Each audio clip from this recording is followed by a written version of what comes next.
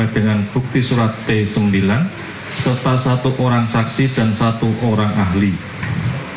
Untuk menguatkan dalil jawabannya, termohon telah mengajukan bukti surat T1 sampai dengan bukti surat T16 dan 1 orang ahli. Menimbang bahwa terhadap bukti surat maupun saksi yang diajukan oleh para pihak, hakim hanya akan mempertimbangkan bukti-bukti yang relevan dengan pemeriksaan perkara akuo. Menimbang bahwa para pihak telah pula mengajukan ahli yang telah memberikan pendapat di persidangan, dipertimbangkan sebagai berikut. Menimbang bahwa dalam persidangan hakim memiliki kebebasan menilai, menerima atau mengabaikan keterangan ahli berdasarkan keyakinan dan alat bukti lain yang sah, karena sistem pembuktian yang berlaku di Indonesia menganut prinsip keyakinan bebas hakim berdasarkan alat bukti yang sah menurut undang-undang. Hal ini ditegaskan dalam jurisprudensi putusan Mahkamah Agung RI nomor 213 tanggal 10 April 1957 menegaskan bahwa penglihatan hakim dalam persidangan atas alat bukti-bukti tersebut adalah merupakan pengetahuan hakim sendiri yang merupakan usaha pembuktian. Menimbang bahwa setelah membaca dan meneliti dengan seksama surat permohonan pemohon dan jawaban termohon, serta bukti-bukti yang telah diajukan ke persidangan oleh pemohon dan termohon yang telah dipertimbangkan tersebut di atas, maka selanjutnya hakim pra-peradilan mempertimbangkan sebagai berikut. Dalam eksepsi, menimbang bahwa termohon mengajukan eksepsi sebagai berikut: A. Menerima dan mengabulkan seluruh eksepsi termohon. B. Memutus terlebih dahulu eksepsi kompetensi absolut melalui putusan sela atau penetapan sebelum melanjutkan pemeriksaan pembuktian. C. Menyatakan Pengadilan Negeri Jakarta Selatan CGU hakim pra-peradilan tidak berwenang secara absolut untuk memeriksa dan mengadili permohonan pra-peradilan yang diajukan oleh pemohon, error in jurisdiction. D. Menyatakan permohonan pra-peradilan pemohon gugur demi hukum, atau setidak-tidaknya menyatakan permohonan pra-peradilan pemohon tidak dapat diterima. Menimbang bahwa terhadap eksepsi tersebut dipertimbangkan sebagai berikut. Menimbang bahwa setelah adanya putusan sela Pengadilan Negeri Jakarta Timur sebagaimana bukti surat T8 dan bukti surat P4, kemudian termohon berdasarkan pasal 75 ayat 4 Undang-Undang nomor 20 tahun 2025 tentang KUHP melakukan pengajuan kembali surat dakwaan ke Pengadilan Negeri sebagaimana bukti surat T9, bukti surat T10, bukti surat T11, bukti surat T12, bukti surat T13, bukti surat T14, bukti surat T15, bukti surat P6, bukti surat P7, bukti surat P8, bukti surat P9. Menimbang bahwa apabila pemohon merasa keberatan terhadap tindakan termohon melakukan pelimpahan kembali atau pengajuan kembali dakwaan ke Pengadilan Negeri Jakarta Timur, seharusnya demi kepastian hukum dalil-dalil yang telah diuraikan sebagaimana dalam persidangan pra-peradilan diajukan sebagai perlawanan dalam pemeriksaan pokok perkara sebagaimana diatur dalam pasal 75 ayat 5 Undang-Undang nomor 20 tahun 2025 tentang KUHP, bukan mengajukan pra-peradilan.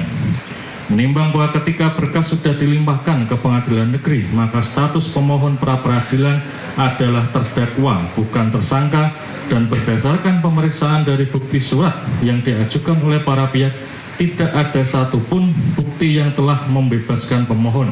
Oleh karena itu, status pemohon tetap sebagai terdakwa, sehingga pemohon tidak memiliki kedudukan hukum mengajukan permohonan pra-peradilan, maka haknya mengajukan pra-peradilan telah gugur.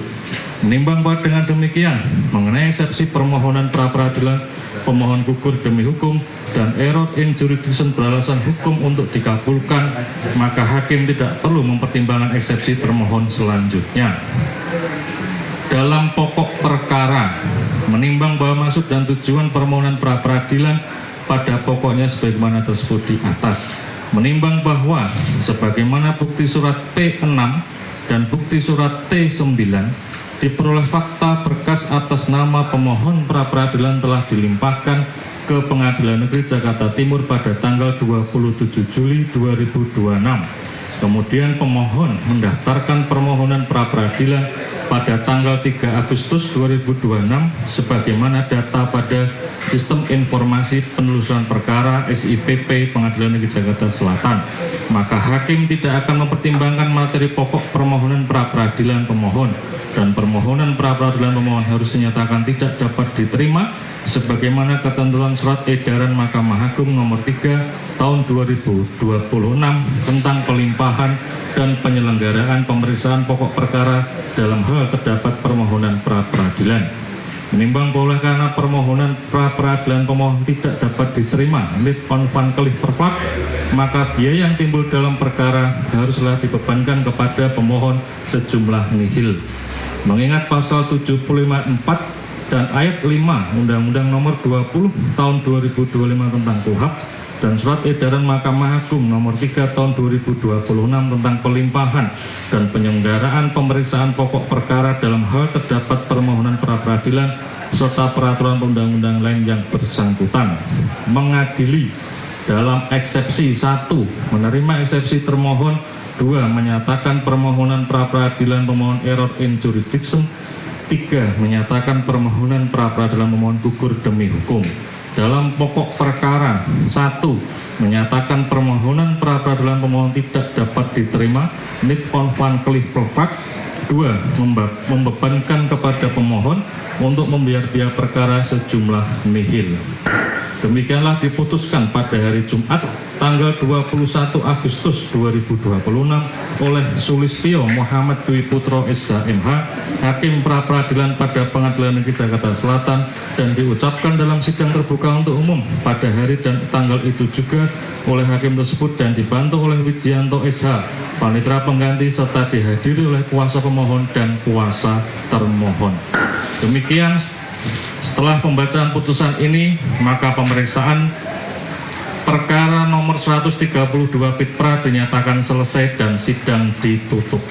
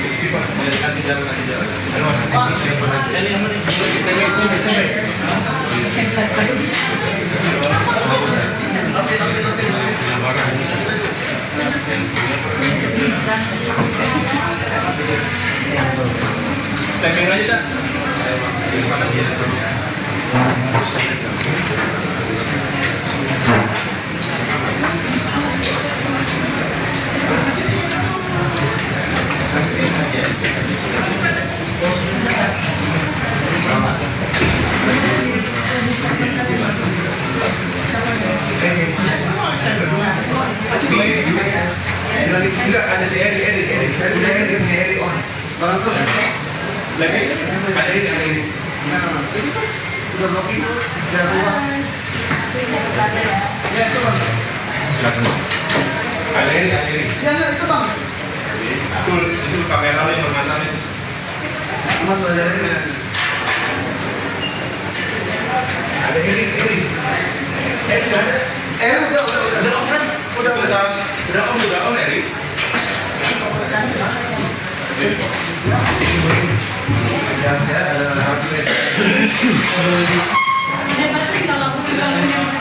Apa ini yang gua aja biar gua udah ntar sudah diurus sama pagi kaunya. Terus ya saat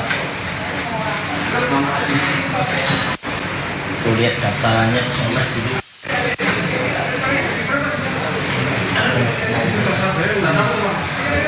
Oh kita sebenarnya dulu.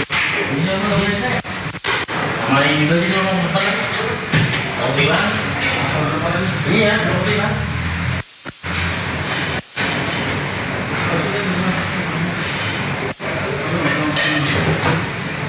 Tapi tadi tidak mati rugi kalau diikuti rokok, susah nyari ya. Itu aja udah dingin.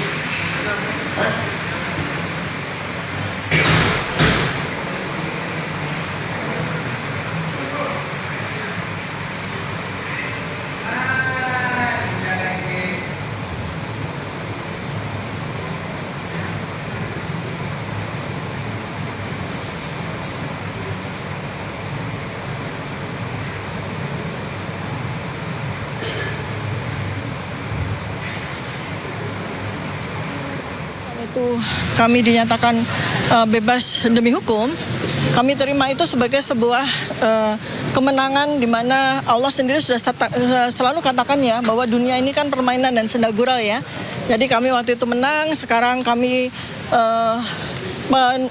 pengajuan kami pada pra pengadilan ini tidak diterima, ya itulah yang terjadi ya. Jadi kita tetap saja, kita semangat, kita tetap optimis ya, kita tetap dengan gembira dan bahagia menjalankan terus proses hukum ini ya dengan penuh semangat, semata-mata bukan karena saya ingin bebas, bukan, semata-mata karena menjalankan apa yang menjadi amanah dari Allah Subhanahu wa taala ya. Jadi kalau memang saya ini menjadi wasilahnya untuk menegakkan keadilan dan kebenaran pada proses perkara hukum yang kita nanti-nantikan selama bertahun-tahun ini, maka insya Allah dengan bismillah kita jalankan bersama. Karena sebetulnya pada dasarnya adalah inti dari perkara hukum yang menimpa saya ini adalah bagaimana seluruh masyarakat Indonesia itu bisa mendapatkan sebuah kejelasan yang sejelas-jelasnya ya mengenai apa yang selama ini menjadi polemik, yaitu dugaan ijazah palsu mantan Presiden ke-7 Joko Widodo. Dan ketika kemudian sidang pokok perkara ini bisa kita jalankan, ini adalah sebuah kesempatan bagi kita. Tapi sekali lagi saya katakan berkali-kali dalam 470 hari ini ya, bahwa kami sudah melakukan penelitian terhadap 709 dokumen ya, malah ditambah ya, ada beberapa tambahan dokumen lagi, 712 dokumen tepatnya, dan yang sudah diperiksa itu ada 148 saksi, itu sudah kami teliti dengan sangat seksama. Dan dengan senang hati nanti kami sampaikan ya bersama dengan kesaksian para saksi, ada charge maupun para ahli ya di persidangan, andai kata memang sidang pokok perkara harus kami jalankan. Tapi untuk diketahui ya bahwa pada minggu ini ya tanggal 18 Agustus 2026 kami juga sudah mengajukan pra peradilan yang kedua ya. Kami sudah siapkan karena ada 2 pasal selundupan yang berkali-kali kami sampaikan ya. Pasal selundupan yang sangat tidak ada relevansinya sama sekali dengan kasus saya, tetapi memang semata-mata merupakan sebuah niat jahat ya, niat tidak baik dari pelapor untuk menghukum saya seberat-beratnya atas pasal 8 dan dengan hukuman 8 tahun dan 12 tahun ya, pasal 32 35. Dan kami dari kesimpulan yang kami dapatkan ya oleh jaksa penuntut umum ya, kami mendapatkan tambahan ya yang dalam ini menjadi tesis ya, bahwa ternyata betul-betul pasal 32 35 itu betul-betul dilakukan overcharging ya, betul-betul dilakukan dengan niat yang tidak baik ya. Malah kemudian barang bukti yang dibebankan kepada saya terkait dengan pasal 32 35 Undang-Undang ITE itu betul-betul tidak relevan. Nanti saya tidak akan spill sekarang ya, tapi nanti kita akan lihat bersama-sama. Ini menjadi sebuah pelajaran bersama buat kita, dan saya selalu katakan ya bahwa apabila pada saat putusan selesai diterima, saya mengucapkan alhamdulillah. Tetapi jika putusan selesai pada saat itu tidak diterima dan kemudian sidang maju pada pokok perkara, saya mengucapkan Bismillahirrahmanirrahim. Ya, selanjutnya akan disampaikan oleh para lawyer saya. Oke, terima kasih rekan-rekan jurnalis yang saya hormati. Tadi kalau kita mendengarkan putusan pra peradilan pada hari ini, sebetulnya kita bukannya dikalahkan, hanya secara teknis ini kami lebih dulu pelimpahan daripada terjadinya pendaftaran. Jadi hanya masalah waktu saja. Ini adalah cerita klasik tentang balapan. Balapan itu artinya bagaimana menggugurkan pra peradilan kita dengan memasukkan pokok perkara. Ini klasik. Dari dulu memang penuntut umum selalu ingin menggugurkan pra peradilan dengan cara memasukkan pengadilan, dan sepertinya ya kurang lengkap. Sepertinya juga tidak dipedomani adanya SEMA nomor 3 tahun 2026 yang barusan. Memang ini perintah kepada hakim ya, cuman pedoman bagi hakim-hakim di lingkungan Mahkamah Agung ya. Tapi SEMA itu mengatakan bahwa apabila pra peradilan ini bukan soal pelimpahan perkara sebetulnya, yang seharusnya ditinjau itu adalah tentang pemeriksaan pokok perkara. SEMA nomor 3 tahun 2026 itu jelas mengatakan pemeriksaan, selama pemeriksaan pokok perkara itu sudah didahului oleh adanya pra peradilan, itu yang harus berhenti. Namun apa boleh buat, kami tidak diterima, pengadilannya tidak terima, tidak, sekali lagi tidak berarti kami dikalahkan. Hal yang lain sehingga pertimbangan soal pasal 75 ayat 4 terus kemudian 206 ayat 1 dan 2 itu tidak menjadi pertimbangan bahwa seharusnya kalau penuntut umum itu akan memperbaiki surat dakwaan harus didahului adanya kesempatan yang diberikan oleh hakim untuk melakukan. Nah ini tanpa adanya itu sehingga kita akan terus ambigu soal pasal 75 ayat 4 KUHP ini. Itu yang pokoknya karena pra peradilan ini ditolak begitu saja di depan pintu, maka kasus ambiguitas tentang ketidakjelasan pasal 75 ayat 4 itu adalah terus menggantung. Begitu kesan kami. Saya tambahkan ya. Ya, tadi hakim juga merujuk ke SEMA yang baru tanggal 8. Iya. Nomor 3 tahun 2026, yaitu kalau nggak salah tanggal 18 Agustus dan sebagainya. Sebenarnya kalau itu dirujuk, kan ini kan tinggal pembacaan putusan ya. Seharusnya tidak merujuk ke sana karena tidak ada aturan yang berlaku surut gitu loh. Nah itu yang kami lihat itu bagaimana peraturannya baru keluar diperlakukan pada perkara kami. Seharusnya itu untuk yang ke depan, Dan satu hal lagi, kalau ditolak ini bukan berarti kita nanti itu tidak melawan dakwaan mereka.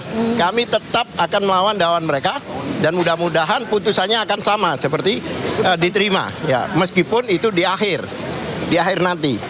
Nah, banyak orang menduga bahwa memang dibuat seperti itu agar apa? Agar pokok perkaranya nanti hilang. Dugaan orang ya. Karena apa? Nanti yang kita dimenangkan nanti di belakang. Berarti perkara walaupun sudah luar biasa persidangannya, tapi yang dimenangkan adalah perlawanan kami. Ya itu yang banyak orang khawatir seperti itu. Karena ini terjadi di Solo. Ya, di CLS itu jelas ya. Semua UGM babak belur ini babak belur. Terakhir yang diputuskan malah eksepsinya yang dimenangkan. Nah ini ya, kami khawatir. Jadi jangan dianggap kami tidak melawan, kami melawan. Tapi kalau akhirnya nanti eksepsi itu yang digunakan, kami dimenangkan, sehingga perkara ini jadi zong. Ini yang kami khawatir. Udah bertahun-tahun sidang, ternyata yang dilihat adalah putusan eksepsi. Ya kan? Nah, itu yang kami khawatir. Ya, bahkan kami yakin akan dimenangkan di belakang, ya kan? Untuk penyelamatan. Ya itu ngertilah maksudnya. Ya. Ada yang lain? Tambahkan? Ada lagi? Karina. Karina. Oh iya. Agak geser. Sini. Tengah Bu. Iya. Ya. Oh iya. Assalamualaikum warahmatullahi wabarakatuh. Kami ucapkan terima kasih untuk Pengadilan Negeri Jakarta Selatan, juga awak media dan juga masyarakat yang sudah hadir mengikuti jalannya proses persidangan ini. Jadi kami sejujurnya kami sangat menghormati putusan daripada hakim pra peradilan, dan perlu kami tegaskan juga kepada masyarakat Indonesia bahwa pra peradilan kami dinyatakan NO itu bukan berarti kami kalah, juga tidak berarti membenarkan prosedur yang dilakukan oleh kejaksaan. NO ini hanya saja bahwa permohonan kami tidak diperiksa itu saja, dan ini akan berlanjut lagi. Oleh karena itu janganlah kita bangun narasi-narasi di luar sana yang seolah-olah tuh melalui putusan ini itu menyatakan bahwa seluruh proses terhadap Dr. Tifa ini gugur gitu. Terhadap Dr. Tifa sah dan seluruh keberatan kami gugur. Mohon maaf, itu dua hal yang berbeda ya. Jadi bagi kami itu pra peradilan ini hanyalah pembelaan secara maksimal. Jadi kami tidak meminta Dr. Tifa ini diistimewakan atau dibebaskan, tidak. Kami hanya meminta proses hukum yang fair, yang transparan dan adil, itu saja. Jadi hari ini bukan akhir dari perjuangan kami, melainkan hari ini satu pintu pra peradilan telah selesai, tapi pengujian terhadap perkara ini belum selesai. Jadi kembali lagi ke Pak Kati dan Bu Tifa. Terima kasih. Ya, terima kasih Bu Karina. Jadi saya tambahkan sekali lagi ya bahwa supaya seluruh media dan masyarakat Indonesia memahami betul ya langkah-langkah yang dilakukan oleh saya dan tim pembela Dr. Tifa ya, tim advokat saya, bahwa memang dari awal kami sudah mempersiapkan untuk sidang pokok perkara. Tapi mengapa kami kemudian mengajukan pra peradilan? Karena memang ada sesuatu yang dibelotkan ya. Sekali lagi ada sesuatu prosedur hukum yang dibelotkan ya. Karena jelas amar putusan tidak ada pada pasal 75 ayat 4, tapi ternyata ada. Dan kalau teman-teman memperhatikan dengan seksama, hakim ketika memutuskan bahwa pengajuan pra peradilan kami itu tidak diterima, itu bukan dari sisi itunya, tetapi dari sisi administratifnya. Kami dinyatakan terlambat, itu aja. Jadi bukan pada sisi kami ingin membenarkan itu. Maka sekali lagi perjuangan saya ini bukan soal perjuangan saya pribadi, tapi perjuangan menegakkan keadilan dan kebenaran. Karena bagi kami pasal 75 ayat 4 yang digunakan itu yang tidak sesuai dengan amar putusan itu menggantung dan perlu sekali ada peninjauan dari sisi hukum. Karena itu maka kami akan bergerak untuk melakukan judicial review kepada MK terkait dengan penerapan pasal 75 ayat 4 yang menggantung. Dan kemudian juga bagaimana nanti seperti yang tadi disampaikan Pak Al-Katiri, kekhawatiran beliau, kekhawatiran kami semua ya, bahwa kalau melihat dari surat dakwaan itu jelas ditolak ya, surat dakwaan yang di sidang pokok perkara di di PN Jakarta Timur ya, itu sudah ditolak. Artinya kalau mereka akan memperbaikinya lalu kemudian mengajukan lagi pada sidang, maka yang menjadi prediksi bagi kami bahwa sidang akan berlangsung. Sidang akan berlangsung ya, pertama pada sidang yang pertama adalah pembacaan surat dakwaan yang sudah diperbaiki oleh JPU. Lalu kemudian pada minggu kedua kami diberikan hak perlawanan. Tetapi pada minggu ketiga tidak seperti pada sidang yang lalu. Hakim memutuskan menerima atau menolak, tetapi nanti keputusan itu di akhir sekali. Ketika sidang pokok perkara berjalan, yang ya kalau melihat dari 148 saksi, ada 712 dokumen, itu akan makan waktu kurang lebih 3 tahun. Jadi posisi saya akan menggantung sebagai terdakwa selama 3 tahun untuk akhirnya dimenangkan gitu loh. Ya, seperti itu. Kejadiannya seperti itu. Kenapa? Karena materi dari surat dakwaan itu sama, malah kurang 10 halaman. Jadi surat dakwaan pertama di mana ditolak, dinyatakan bebas demi hukum, batal demi hukum itu 57 halaman. Tapi ketika kemudian mereka perbaiki itu hanya tinggal 46 halaman. Jadi kita sudah bisa memprediksi bahwa nanti surat dakwaan itu pun akan ditolak. Tapi ditolaknya bukan pada minggu ketiga atau pada sidang ketiga, tapi nanti akhir. Bayangkan, akan terjadi sebuah penyanderaan saya sebagai terdakwa selama bertahun-tahun, untuk akhirnya dimenangkan coba. Nah itu juga materi kedua yang nanti akan kami judicial review-kan pada MK. Ya, jadi kita akan terus berjalan secara paralel demi untuk tegaknya keadilan dan kebenaran di bumi Indonesia tercinta ini. Ya, jadi itu perjuangan bukan karena kami ingin mengulur-ngulur. Jadi intinya ketika pra peradilan kami ditolak karena persoalan administratif, ya sudah. Kami mengajukan pra peradilan kami yang kedua karena ada pasal selundupan 3235 yang harus diuji terlebih dahulu sebelum sidang pokok perkara. Ya, kalau kemudian dinyatakan diterima, alhamdulillah, artinya 3235 tidak relevan untuk di pokok peradilan kan. Tetapi kalau kemudian ditolak, ya sudah, kita akan maju, kita akan kita fight, akan kita pertarungkan akan kita melawan, akan kita terus melakukan perlawanan di sidang pokok perkara. Supaya apa? Kembali lagi supaya pasal-pasal selundupan Undang-Undang ITE yang sangat tidak relevan itu tidak lagi diberlakukan kepada warga negara Indonesia yang lain. Ya, cukup saya sebagai sebuah exercise buat kita semua, bukan untuk saya secara pribadi. Ada mau ditambahkan lagi? Karena hari ini bisa jadi Dr. Tifa, bisa jadi besok orang lain gitu. Iya, betul. Karena Undang-Undang ITE itu terlalu banyak disalahgunakan. Seperti yang sekarang sedang paralel terjadi ya di Banjarmasin dan di Kalimantan ya, yang terjadi pada Babe Aldo. Itu juga penyalahgunaan atau overcharging ya. terhadap pasal 32-35. Kalau nanti ini menjadi presiden yang sangat buruk di mana nanti sidang itu akan dipenuhi dengan orang-orang yang tidak bersalah, tetapi hanya karena persoalan overcharging dari pasal yang disalahgunakan itu, maka akan menghasilkan banyak sekali kerugian bagi negara kita, bagi seluruh masyarakat. Karena Anda supaya tahu ya bahwa sidang ini dibayar oleh APBN, oleh keringat kita, oleh pajak kita, ya keringat dan darah kita. Maka kita harus betul-betul menjalankan itu dengan baik. Maka insya Allah dengan bismillah kami akan menggodok dari materi judicial review. Kami juga akan paralelkan nanti untuk maju kepada sidang Mahkamah Konstitusi demi untuk rakyat Indonesia. Demi tegaknya keadilan. Teman-teman ada yang mau ditambahkan? Cukup? Baik. Terima kasih banyak teman-teman media semuanya atas dukungannya selama ini.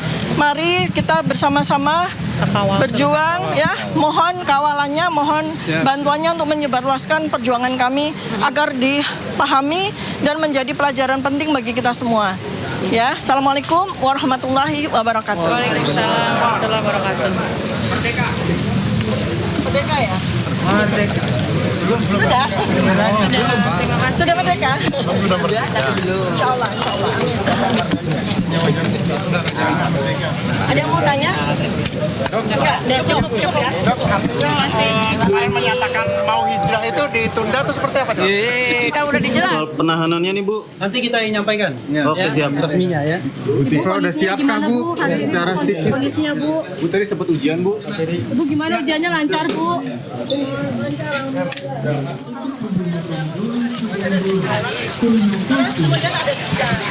Mike.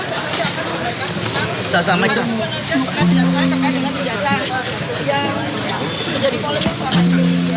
Memang harus saya mohon izin untuk bisa mengerjakan pekerjaan-pekerjaan yang lain demi masyarakat Indonesia.